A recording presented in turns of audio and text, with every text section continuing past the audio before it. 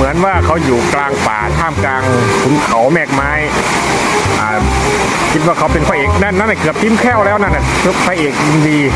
เขาคิดว่าเขาเป็นพระเอกMVในตอนนี้นะฮะแต่เรามองเข้าไปดูสิเขาทำสิเขาใส่กระเป๋าใส่เสื้อกันหนาวแล้วไปยืนกลางม่านน้ำเดี๋ยวสั่งครูอาร์มที่เข้าใจบ้างไม่เข้าใจบ้างมาดูการแอคท่าของเขานี่ฮะเขาสั่งกันแล้วนี่แน่เป็นไดย้ำเป็นไดนี่พระเอกMVพอแล้วเอาแล้วโอเคออกมาแล้วนี่ออกมาเช็คความหล่อเขาว่าได้ปะเนาะได้ปะ